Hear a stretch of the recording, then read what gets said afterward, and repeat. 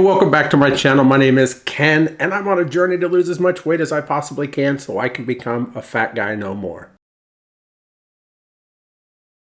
So as the thumbnail says, I hit that dreaded brick wall.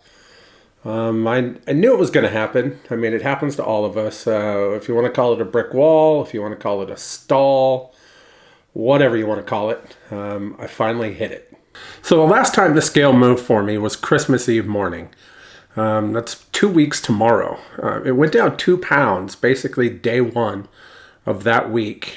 And then it just hasn't wanted to do anything. I call that hitting the brick wall because, well, that's exactly what you feel like doing, is hitting your head against a brick wall. It gets very frustrating, but we all go through it, every one of us. If you're on a weight loss journey, doesn't matter if you're trying to lose a lot of weight like me, or if you're somebody who just needs to lose a few pounds, you're gonna hit a brick wall. So there are a few things that I usually try to do when I get into moments like these. In the past, I would just quit, give up. I'd be done. I'd be on my way to Taco Bell before I could realize that how long I've actually been at that weight. But now, it's a completely different world thanks to Mounjaro. Now I know that I'll get past it, but maybe I just need to educate myself a little bit more. Maybe there was something that I did that has caused it. Maybe there's something I could do to help me get past it. I don't know what it would be, except looking back over statistics. I'm a numbers guy. I love the fact that I track everything. That way I can look back and I can see, hey, that was working for me. I was losing pretty good then. Maybe I'll try to mimic that again. Or, oh, okay, I see exactly what I did here. So this time I took a look at MyFitnessPal to see what the difference was between Christmas Eve and the days that followed. What I noticed was that my sodium levels were up. Not horribly, but they were definitely up. I mean, after all, it was the holidays, so, you know, things happened. And I knew that I just wouldn't be doing that again, not anytime soon at least. By cutting those out, I felt that I could probably get that scale to move. So that's exactly what I did. I lowered my sodium some. It wasn't a whole lot because we still had, earlier this week, you know, we had New Year's Day. But overall, for the week, it turned out pretty good. So let's take a look at MyFitnessPal for this week. As you can see here, it shows that I ended up averaging for the week 108 grams of protein. I had an average of 32 grams of fiber. My potassium came in at an average of 3,228, and right above that, you can see my sodium, which ended up at an average of 1,945. Now that is way more than what I shoot for per day, but that includes New Year's Eve and New Year's Day, which really put me up there. I mean, I think New Year's Day alone was like 3,200. We had made some homemade cream cheese filled jalapenos, and I swore I would only have a couple, and yeah, throughout New Year's Eve and New Year's Day, I ended up having just a few more than what I really wanted to, but I put it all in MyFitnessPal. I track everything as a fault because that lets me know what's going on, and it's moments like these that I'm very thankful for that. So armed with that knowledge, starting Monday, I lowered my sodium back a little less than what I would normally do. I was averaging about 800 to 1,000 milligrams instead of 1,000 to 1,100 milligrams. And I think it made a difference. Before I get into what the scale said, or what it didn't say maybe, I want to talk about a couple other things that happened this week. So earlier today, I had to go in and get another shot in my wrist. The first one in my right wrist. The two that I got in my left wrist have done such amazing things for me that I am so hopeful about this one in the right. 2 more weeks and I'll go back and we'll check it out and probably have to do a second shot just like we did on the left wrist. Very hopeful that I'll get mobility back in it and be able to grip things. I don't know how often I drop things, and that's really frustrating to me, but I guess that's a part of getting old, I suppose. But hopefully this works and works good. The other big thing that happened this week is that Wednesday I got up and I decided I'm going to go for a walk. My first walk of the year. So far, so good. I talked about in my last video, my year-end video for 2022 and the look ahead to 2023, about some milestones I hoped to achieve for 2023. And the bonus milestone was about timed walks. I really wanted to do like 5, 10, 15, 20, and 30-minute walks to be able to physically do those sometime throughout the year. So I decided that I had better get started on it. My whole plan was to walk down to the end of the street. From where we live, I felt at my ability that I would probably spend pretty close to 5 minutes, if not 5 minutes, if I did just that, just down and back. I got to the end of the street. I felt really good. I looked down to the other street corner and I'm like, okay, let's just go to the other street corner. So I walked down there and I'm like, let's just keep going. So at that point, I'm committed. I know now that if I just keep walking, it'll eventually loop me around to my house. Wasn't sure how far it was, but I knew that it would lead me there if I just kept going. The question is, could I? I felt good, so I just kept walking.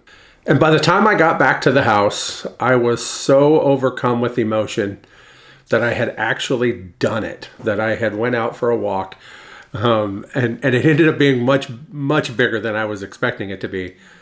I tried to record a little something. It didn't go too well, but let me share that here. So walk number 1 is done. I'm a lot better than I thought I would do. I'm so proud of myself. Oh my God. So like I said, that was just a little bit emotional. I kind of chuckle watching that because, yeah, that was amazing to me. To start off thinking that I wouldn't even make it to the street corner and back, or that I would struggle doing that, to find out that walk ended up being just under 16 minutes and that I covered 4/10 of a mile, lets me know a few things. One, it lets me know that I can do this, that I shouldn't be afraid to do this.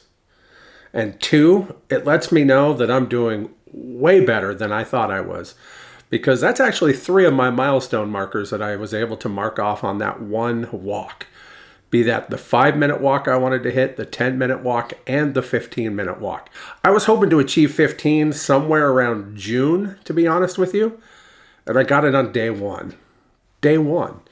Now I know that I can go out for at least a 15-minute walk every time that I go out. Now I'm going to be honest with you, because I am always honest on my channel here, and that is, yeah, I was pretty sore the next day. I can't deny it. The thought of going out for another walk, mentally, I wanted to. I really did. I was so jazzed still. I'm like, yeah, let's do it. But the thought of it, because of how much I was hurting, I thought, I should just take my time. I thought, I should just be better safe than sorry, and maybe try to do that a couple times a week and then build into it, because I don't want to overdo it. I mean, for those that haven't been around too long, last April, I actually hurt my knees, and they are bone on bone. But having lost so much weight has really made a difference.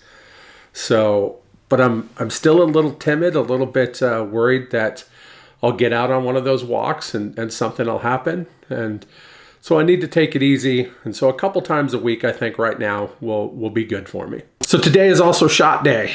I'm finally back onto a Friday schedule. I'll be taking my 3rd 10 milligram shot. I haven't taken one since December 21st, so 16 days ago now. And of course, the reason why I'm spreading them out a little bit is twofold, really. One, especially since I hit 10, but even a little bit back in 7.5, but especially since I hit 10, I have really felt like they are working gangbusters. The appetite suppression is so strong. Even this morning, I could barely get down my 42-gram protein shake because it just filled me up so fast, and I hadn't had anything else at that point. That's a big reason why I'm spreading it out, but of course, because of the cost. I mean, I'm paying full price out of pocket. So if I can do that, and make one box, which is supposed to last a month, last two, that it's actually costing me half price. And that kind of helps. I mean, it really does. It's still expensive, don't get me wrong, but it really helps. However, starting today, I will be on a every 2-week schedule now. And again, that puts it right at 2 months for one box. So looking forward to that. Also looking forward to dinner tonight. Something I've been waiting to make. I'm gonna make some shrimp lettuce wraps. I absolutely love shrimp. I just don't have it a whole lot. With those wraps, there's only about 15 grams of protein, which is far less per meal than I normally like to have. So I'm going to have to fit in another protein shake somewhere later today as well. But, you know, it's worth taking that trade sometimes. Sometimes you just got to have something that tastes really good. And I can't wait to have it. Sometime in the future, I'm going to be doing a video that was actually requested about things that I do eat in a normal day or week to get my protein so high. I'm working on it little by little, and we'll get there. All right, so what did the scale say? I got on this morning and I couldn't help but smile. It had me down 3 pounds. I busted through that brick wall like I was the Kool-Aid man. Which wouldn't actually be too far out of character for me, to be honest with you. Yeah, that was me a few years ago for Halloween. I love the Kool-Aid man. Anyways, so I busted through that brick wall. And I just hope it keeps going from here. I really feel that it will. I believe I've made the corrections that I need to make to keep moving forward. And that's the biggest lesson I learned this week, is to keep moving forward. Life is going to happen. You know, holidays are going to come and go. Different events are going to come and go where food's going to be involved. There's absolutely no reason to tell yourself, I can't have those things. Just got to understand that it will affect all of us on the scale from time to time.